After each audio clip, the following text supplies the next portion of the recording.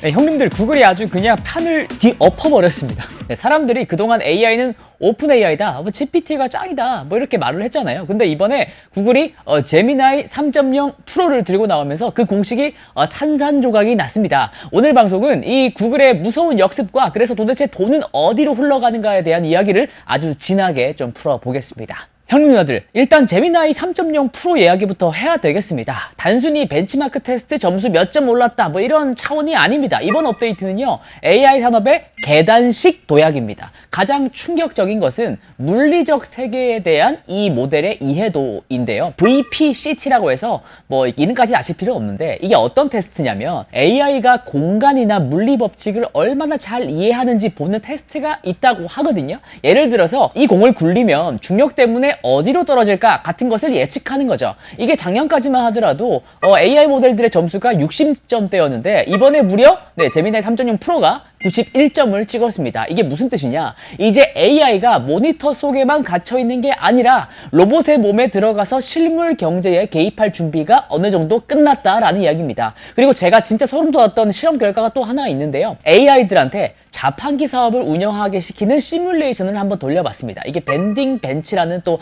테스트가 있는데요. 근데 이 제미나이 3.0이요, 경쟁에서 이기려고 다른 AI랑 동맹을 맺었다가 결정적인 순간에 딱 뒤통수를 때리고 배신을 때리고 이익을 독식했다라는 또 시뮬레이션 결과가 있습니다. 벌써 자본주의 맛을 알아버린 걸까요? 이제 AI가 이렇게 전략적으로 사고하고 남을 속이기까지 한다는 건데, 이게 정말 영화 속 세상이 현실이 되는 것 같아서 조금 무섭기도 합니다. 그만큼 장기적 맥락을 다 기억을 해서 자판기 사업을 어떻게 운영을 해야 될지 AI가 스스로 발견을 하고 있다는 뜻이니까요. 근데 현님 누나들, 여기서 우리가 진짜 주목해야 될 건 또 따로 있습니다. 이 괴물 같은 모델을 구글이 도대체 뭘로 만들었냐는 겁니다.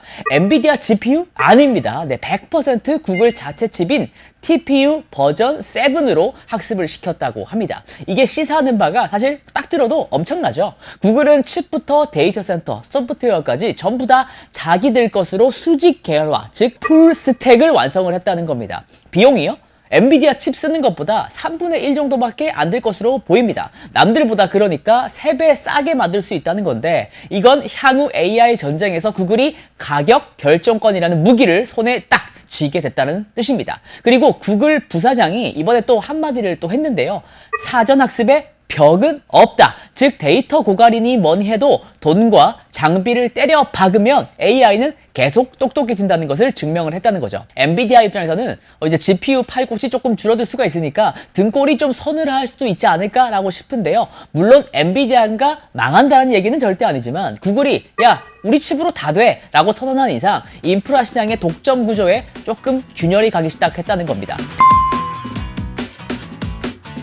자, 그럼 우리들은 이 상황에서 어디에 투자자로서 좀 주목을 해야 될까요? 구글이 이길지 엔비디아가 이길지 이거 맞추는 것은 사실 너무 어렵고요. 리스크도 큽니다. 그래서 저는 시야를 조금 넓혀서 좀 둘러보라고 말씀을 드리고 싶습니다. 구글의 TPU든 엔비디아의 GPU든 이 거대한 연산 괴물들이 돌아가려고 하면 무조건 필수적으로 있어야 되는 게 있습니다. 바로 메모리 반도체와 광통신 모듈들입니다. 첫째, 메모리는요, 아까 제가 AI가 물리 세계를 이해하기 시작했다고 말씀드렸지 않습니까? 이것을 월드 모델이라고 하는데, AI가 머릿속에서 이 복잡한 현실 세상을 시뮬레이션 하려고 하면은 필요한 메모리 용량이 지수함수적으로 폭발하게 됩니다. 엄청나게 많이 필요하다는 겁니다. HBM 아시죠? 이게 이제 단순 부품이 아니라 시스템 내에서 가장 비싼 금싸라기 땅이 되고 있습니다. 칩 로고가 구글이든 엔비디아든 상관없고요. 그 안에 들어가는 HBM은 더 많이 필요하다는 것을 의미하게 됩니다. 메모리 슈퍼사이클은 아직 끝나지 않았을 수 있다는 거죠. 둘째, 광통신, 즉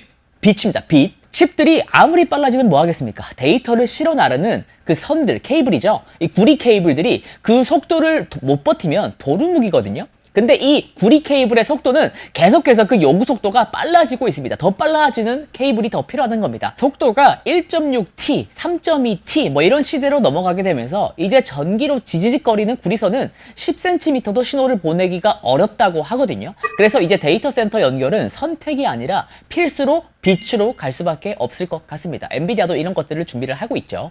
칩과 칩 사이를 빛으로 쏴주는 광학 장비 기업들이 수혜를 볼 수 있는 구조가 만들어지고 있습니다. 있습니다. 구리선의 시대가 가고 빛의 시대가 왔다는 것을 알아주시길 바라겠고요. 자, 이제 그럼 결론을 말씀을 드리겠습니다. 지금 시장은 누가 더 센 칩을 만드냐라고 하는 1차전을 좀 지나서 누가 더 많은 데이터를 더 빠르게 더 효율적으로 옮기느냐라고 하는 메모리 대역폭과 효율성의 2차전으로 진입을 하고 있습니다. 투자자 입장에서 가장 편안한 포지션은 링 위에서 구글이랑 엔비디아랑 피 터지게 싸우는 챔피언이 누가 될지 맞추는 게 아닙니다. 그 선수들이 링 위에 올라갈 때 반드시 껴야 하는 글러브랑 마우스피스를 파는 자들을 보는 게 좀 낫지 않을까? 저는 그렇게 보고 있고요. 구글의 역습이 엔비디아에게 위협이 될지 몰라도 메모리와 광통신 기업들에겐 또 하나의 거대한 큰손이 등장한 호재일 수 있다는 점을 명심하시길 바라겠습니다. 구글의 풀스택 전략이 과연 엔비디아의 아성을 무너뜨릴 수가 있을까요? 댓글로 형님들의 고견 남겨주시면 정말로 감사하겠습니다.